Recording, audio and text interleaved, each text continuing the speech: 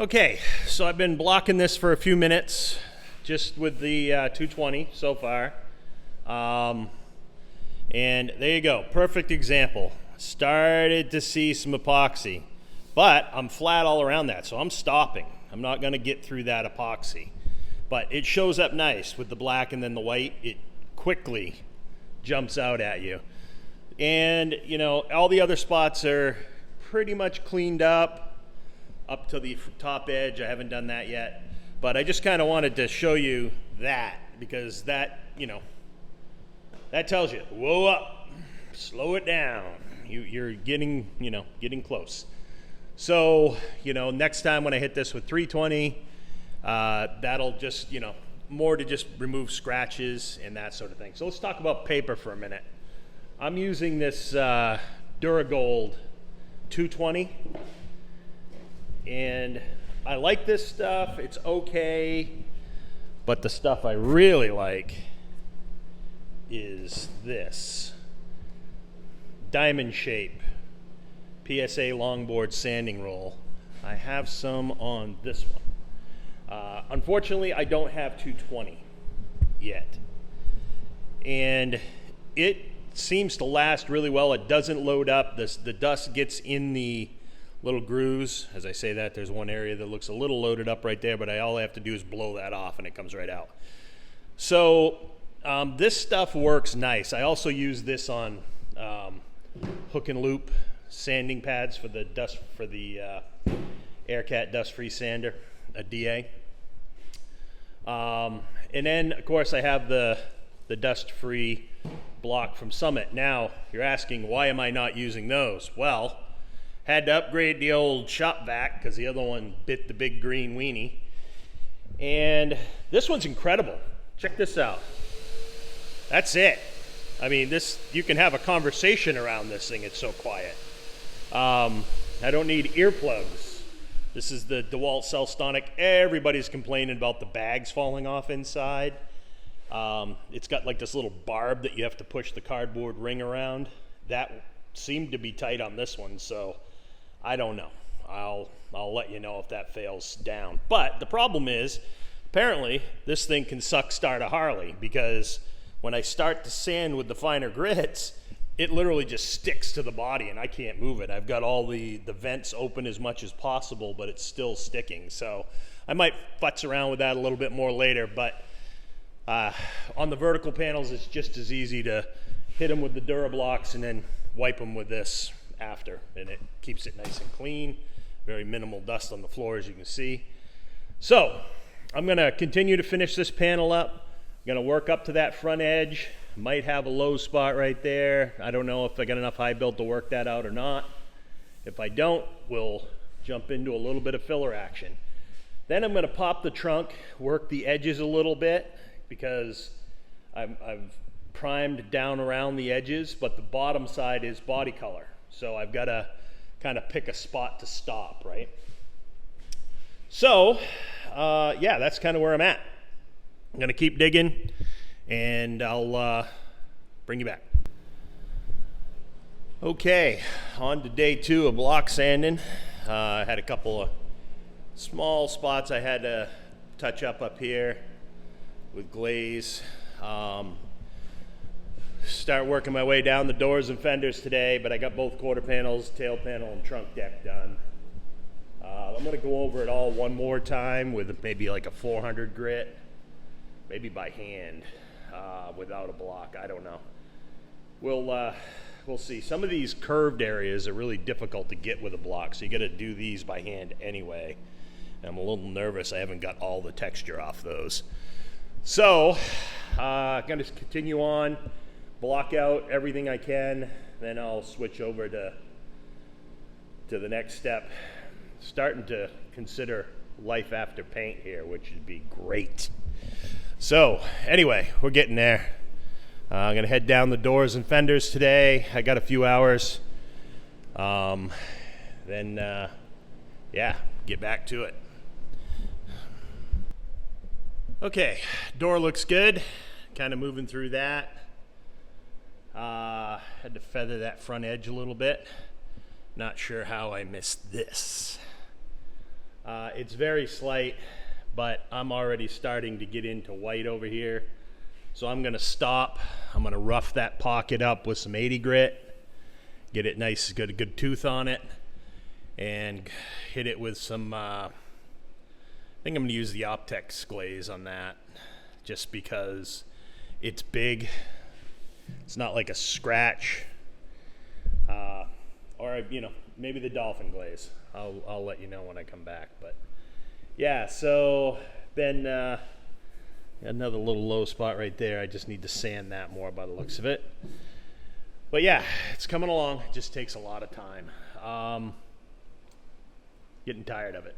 So anyway, I'm gonna rough this up, fill this, get this so it's not a depression, and we'll go from there.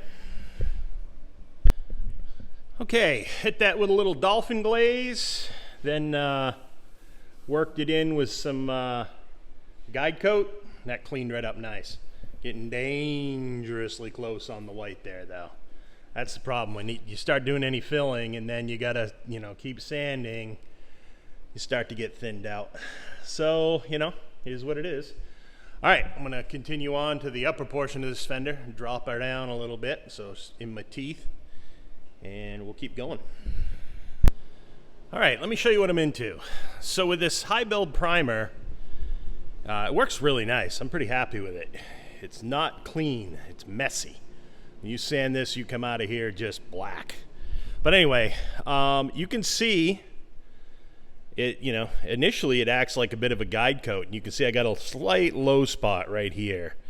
And I was starting to get into the white, so I stopped and didn't want to go any further until I get it sorted out. So what I'm going to do, first thing I'm going to do, and I'll take you through this, I scuff this up with some 80 grit just to give it a good tooth in that low spot. It also kind of helps to delineate it a little bit. Then I'll mix up some dolphin glaze that.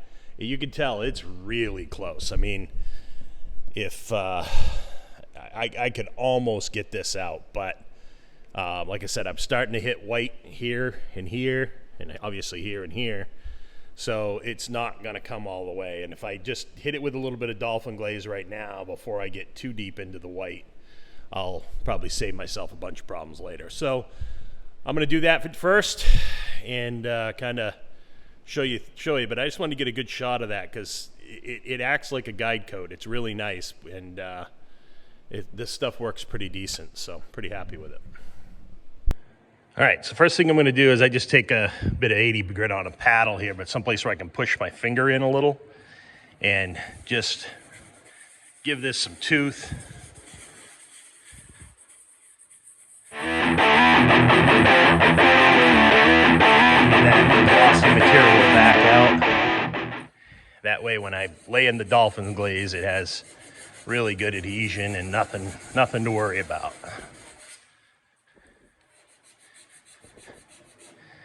Then I'll go down through here, do the same thing.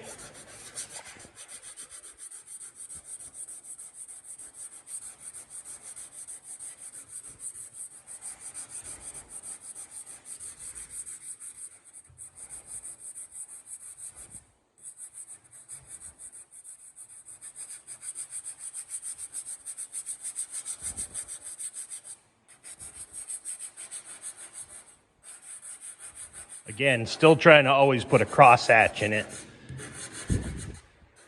But again, this is really only to get the dolphin glaze to bite well.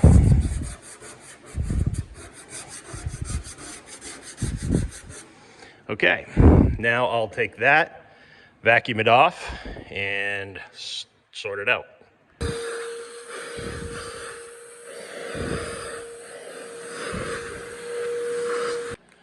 Okay, I've taken to using the scale on this, and the reason I did that, I was watching another YouTube channel, and the guy made a really good point. If you consistently mix your filler and your hardener, you'll get the consistent hardness throughout. So if you end up doing a couple layers because you got another piece of another low spot or a scratch or something, you want all those layers to be a consistent hardness. So you know, this mixes up 2% hardener, which makes it pretty easy to do with the scale. So I'm gonna, let's see.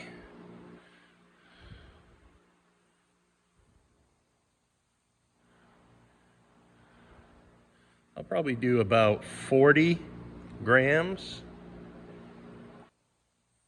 There, close enough. Okay, lock that back up.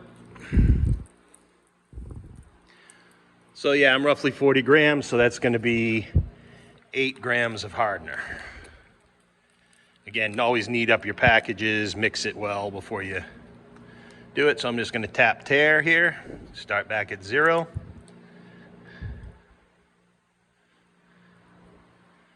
Excuse me, 0.8 grams, not 8 grams, dummy. Okay.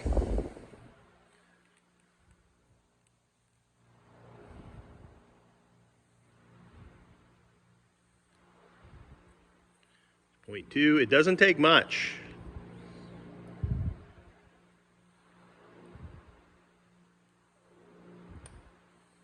0.5. Especially in a small package like this, you don't want to burn through your hardener before you're out of, there we go, that's very close to 0.8 grams. Excellent. Now we'll get that mixed up.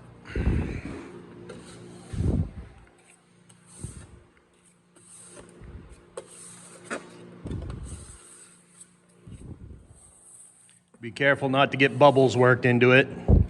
Always pushing down into the tray. Force any of that air out.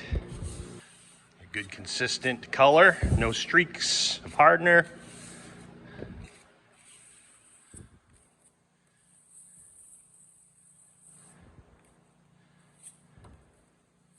Work it off your paddle. Also, when you leave it on the pallet here, leave it in a nice thin layer. Gives it a little bit more time to work it.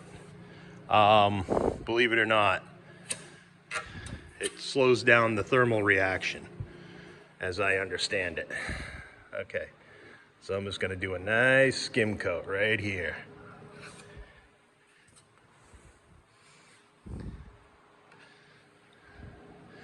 Work that low spot.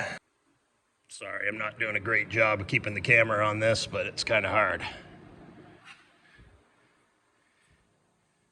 Isn't going to take much. Just want to fill that valley. There we go.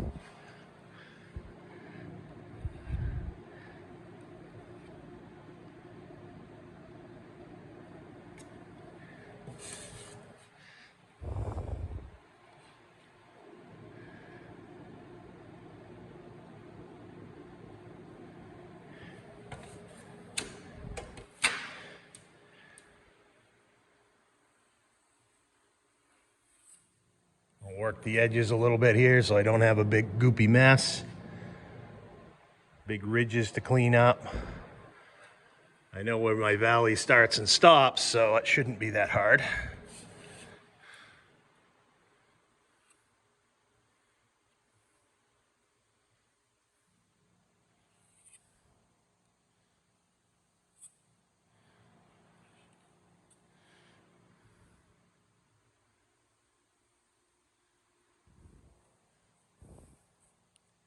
All right, that's pretty close. Got a little nick up here I gotta fix too. I'll take most of that back off, obviously, but. Okay, so that should pretty much do it. Just gonna clean my paddle now. Then I always like to go back and clean my my board and my paddle with lacquer thinner. Works about the best. Oh man, I'm making a mess now. Yep, don't overwork it, fellas.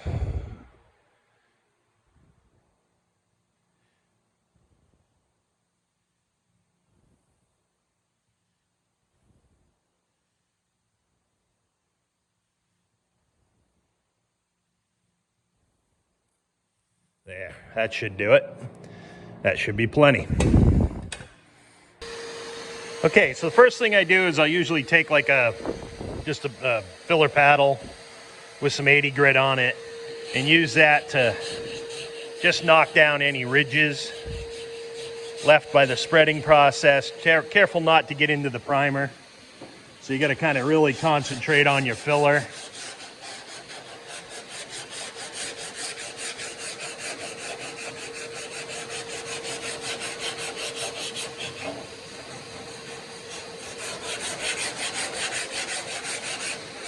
This dolphin glaze really lays hard. I mean, it's not soft at all. It's very, very durable.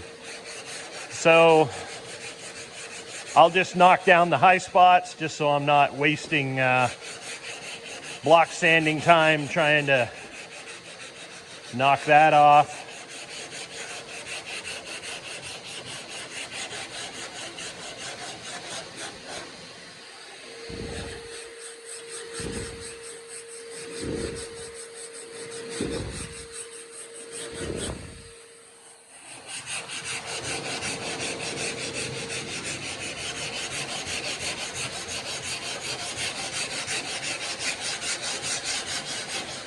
Okay. Okay, then I'll take a small block with 180 on it and just continue that process till I get it a little closer.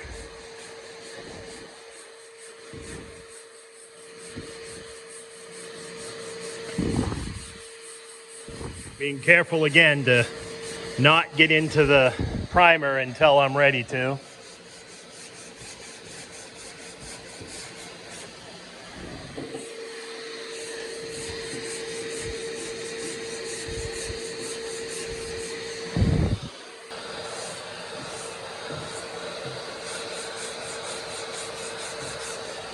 All right, now I'll get it just a little bit closer. And I'm trying to leave a little bit of a crown right in the center of my filler. So when I start the block sand for real, it will kind of take that down first and concentrate on that.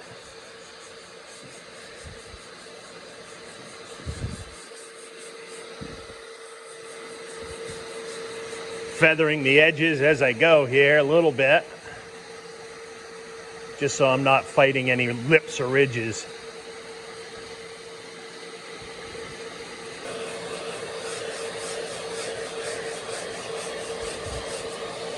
Okay, that's it for the small block.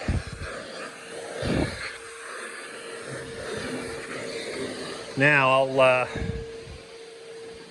put a little bit of guide coat on there so we can see what we're into.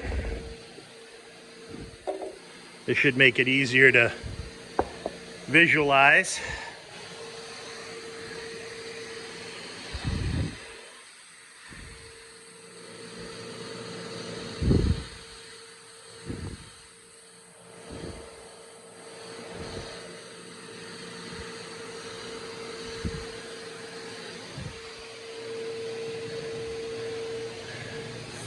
Now I'll go in with a 180 on a longboard. And you can see that I'm high in the center of my build here. So that'll be the part that starts to clean up first.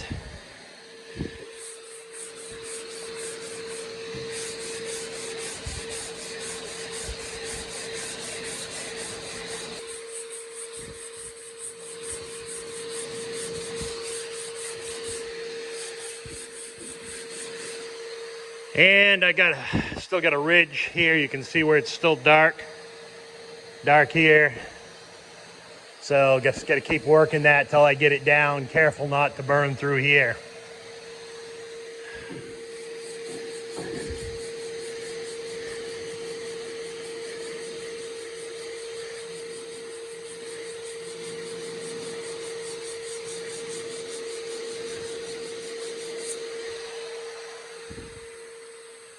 Okay.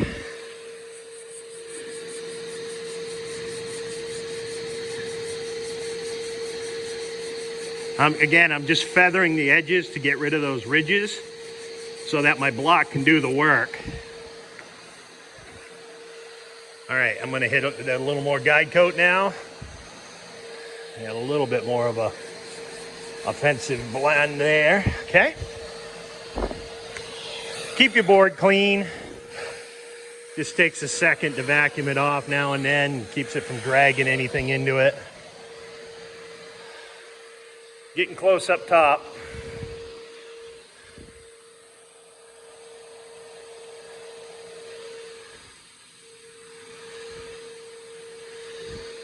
I'll hit that, see how it looks, and then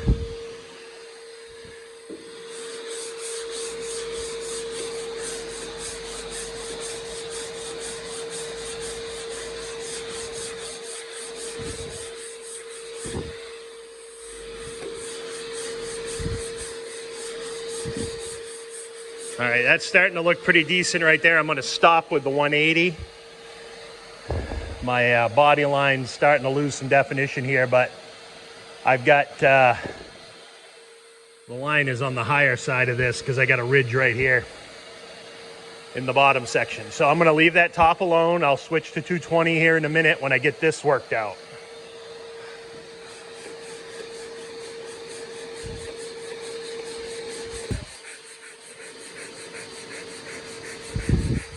Again, I just like to feather the edges so that when I really get into it with the board going flat, I'm concentrating on the center of my filler, and my guide coat will tell me if I need more on the edge. But having ridges or anything like that on the edges, this provides problems. So I will feather out the edges really nice, or at least a coarse feather, I'll call it.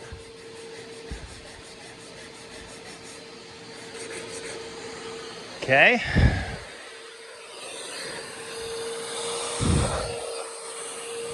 And now when I start to really get into the block sanding, it's going to ride on the ridge and concentrate on taking that down first. Hopefully.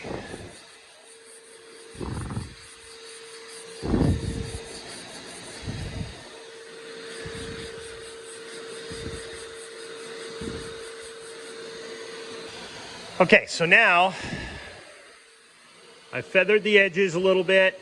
My high spot's still dead center. I'll hit it with some more guide coat.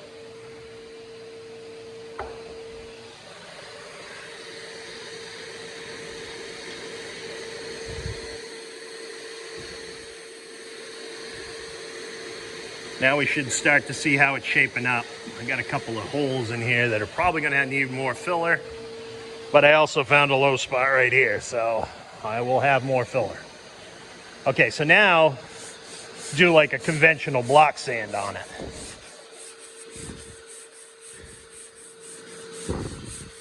And you can see it's starting to take the center of the filler first, which is what I want. I'm trying to stay away from the high build, at least until I get the filler happy.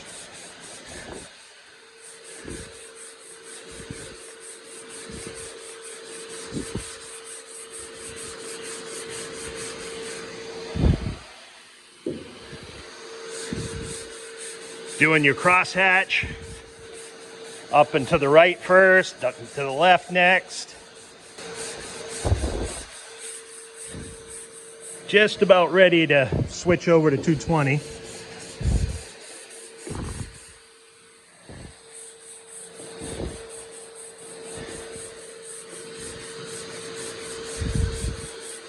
Starting to come into it.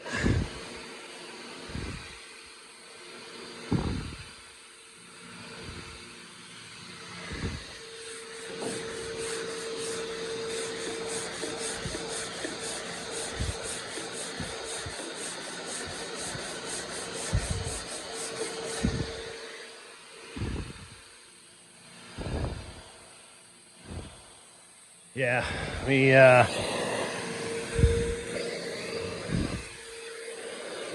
clean this.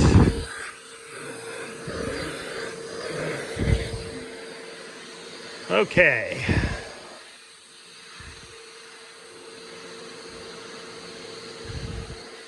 Still got a little bit of a ridge there that I don't like.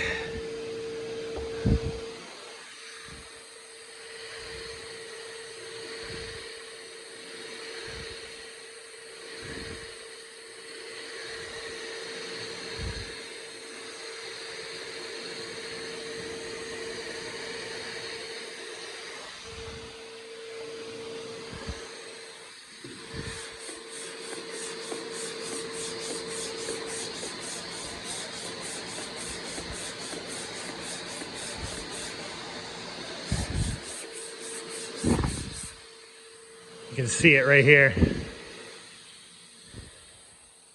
Just still a little high with the filler.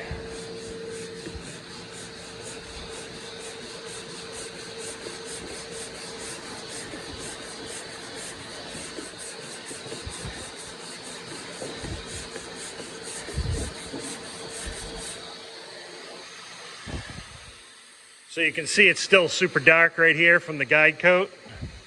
That's what we got to work out, and the only way to get that out is to keep taking the filler down.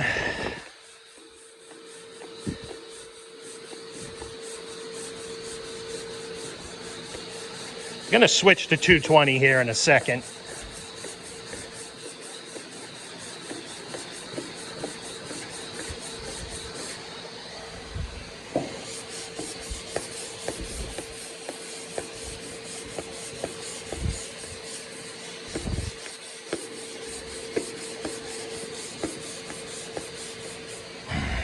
Okay.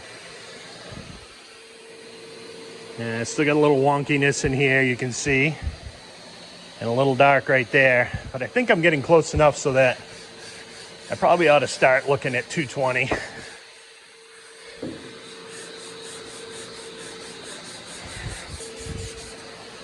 Okay. Clean this up again.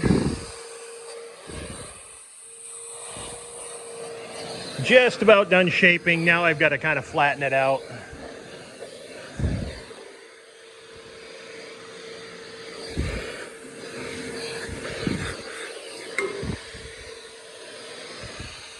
Yeah, got a little more to do down here.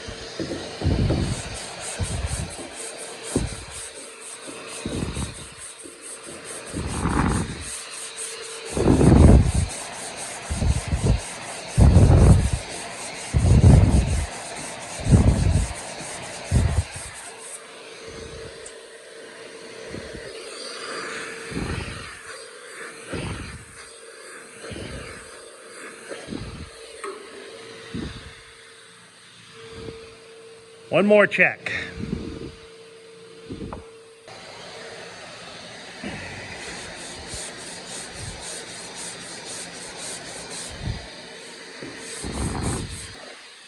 Okay, still got a little bit of darkness here.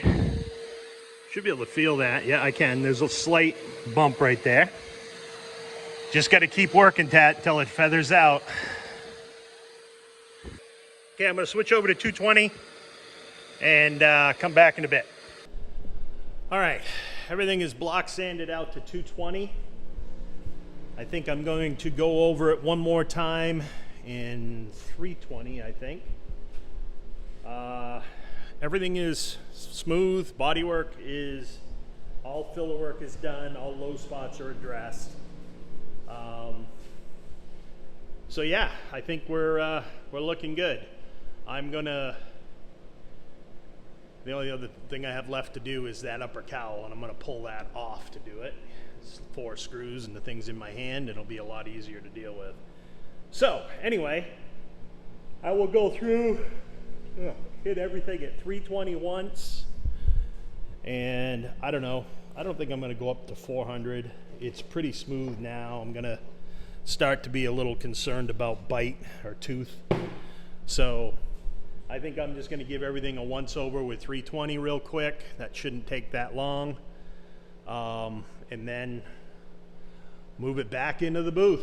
Next step is going to be to seal it, put a seal coat on it, and start the finish paint. I'm probably going to do a seal coat, wait a day, just to make sure I don't have any dirt nibs in it, and so I can scuff them out if I do. don't want to take any chances because, you know, you get a nib in the sealer coat, which is white, you're gonna chase that all the way through. So I'd like to get that taken care of first, just in case. Then I can sand out any nibs I've got and then paint it within 18 hours. That way I can do a chemical bond and I don't need to go back through and scuff the sealer. So that's my plan. I got a very few spots here where there's a little bit of burn through to the metal. I'll just give those an extra coat. So I'll go around and hit all those bare spots real quick. Let that set up before I do a coat of seal coat. I will thin the seal coat out a hair just to get it to lay flat and be nice to work with. So anyway, that's the plan right now. I'm probably gonna break this video right here and go from there.